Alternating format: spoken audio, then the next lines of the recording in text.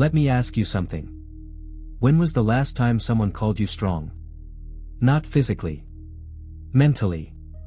Probably not recently. Maybe never. And here's the strange thing about that.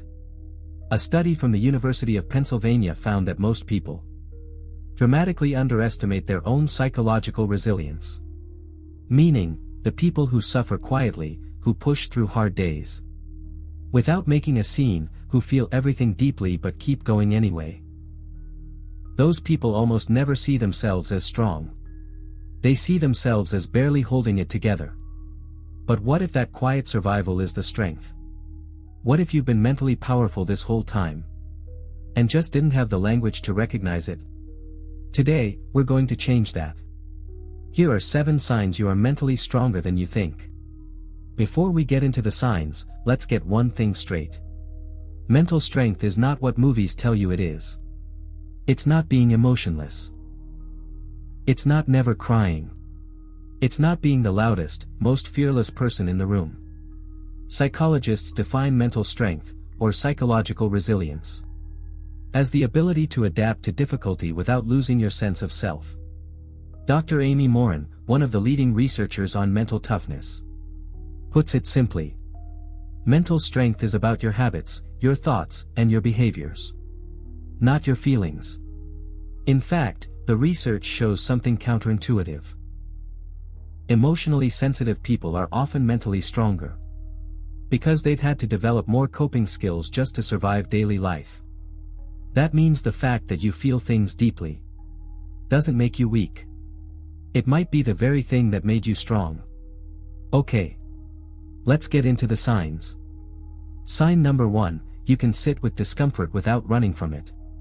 Most people, the moment discomfort shows up, immediately try to escape it. They scroll their phone. They eat when they're not hungry.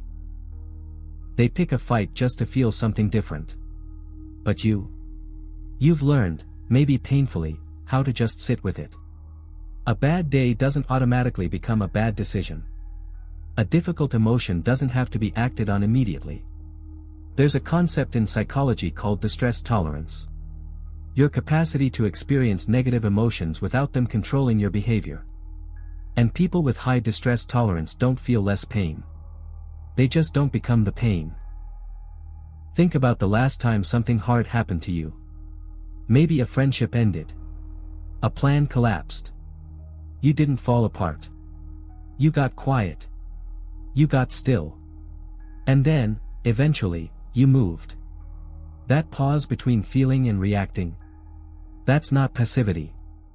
That's one of the rarest forms of mental strength there is. Sign number 2, you've stopped needing everyone's approval. Let me paint a picture. You make a decision, a career change, ending a relationship, choosing a different path. And people around you don't understand it. They question you. Maybe they judge you. And, you feel the discomfort of that. But you do it anyway. That's not arrogance.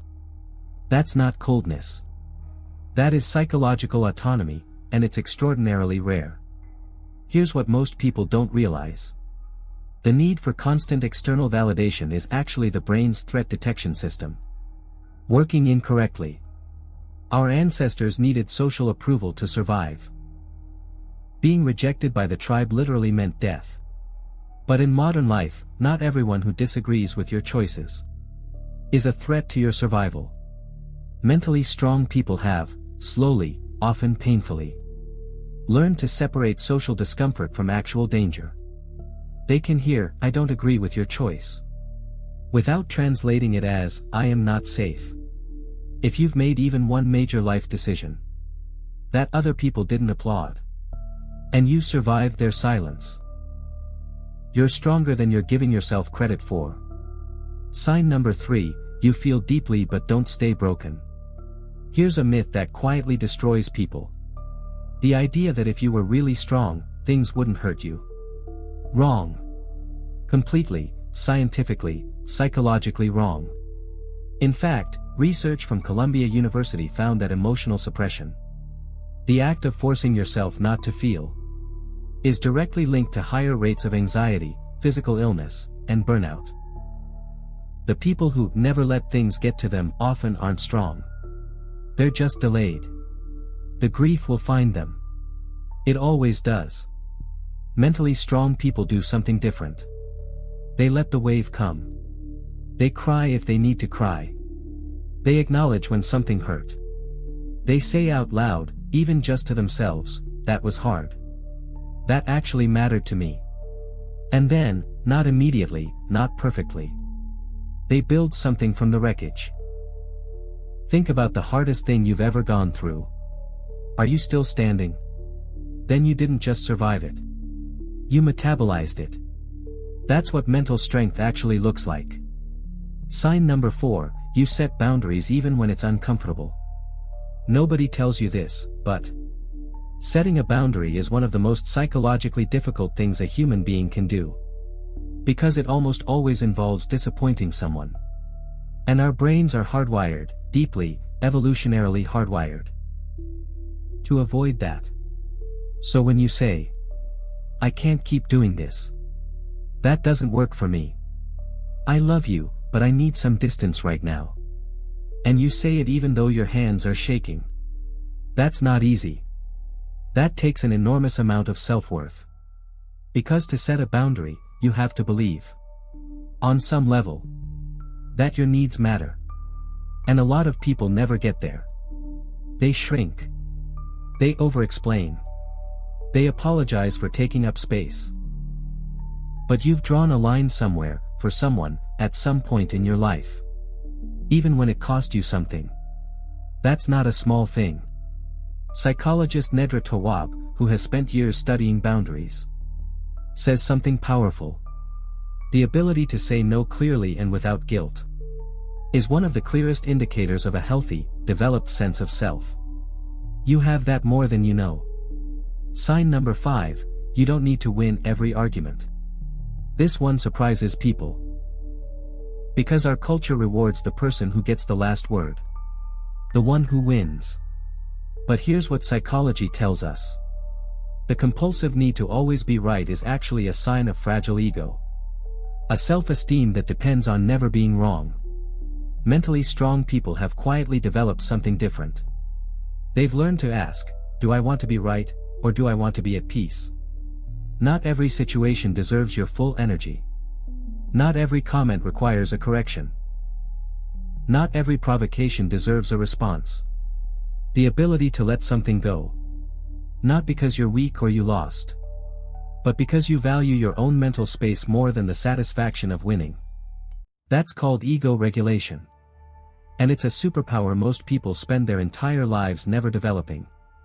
If you've ever bitten your tongue in a moment where you could have destroyed someone with words, and chose not to, that's not weakness. That is extraordinary control. Sign number 6. You help others even when you're struggling yourself.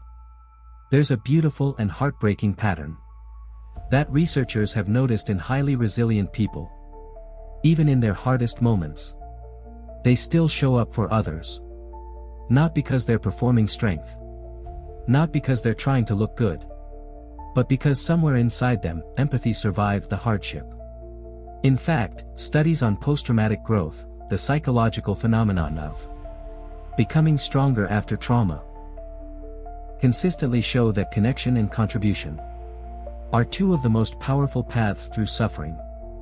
Meaning, the people who eventually heal the deepest are often the ones who, even during their own pain, found ways to give.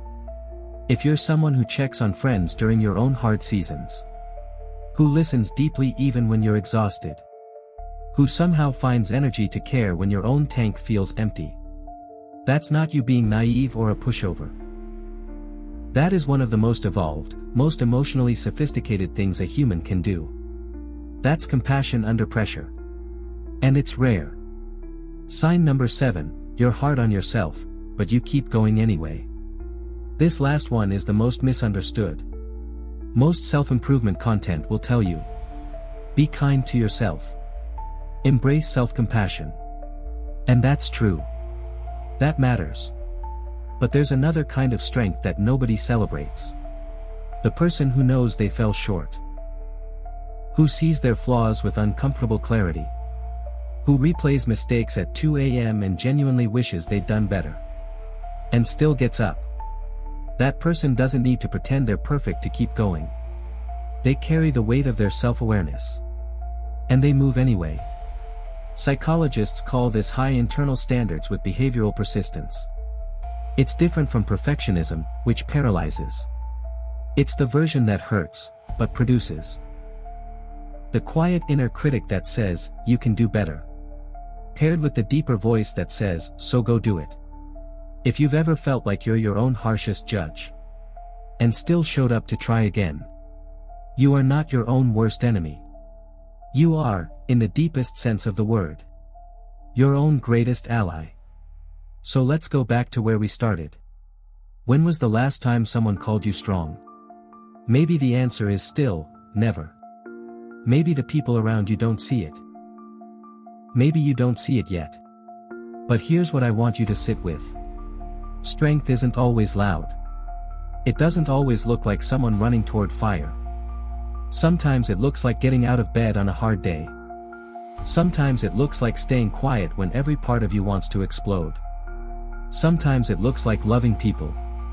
With a heart that's been broken more than once. Sometimes it looks exactly like you. You've carried more than people know. You've rebuilt yourself more times than you've been given credit for. And you're still here. That is not nothing. That is everything.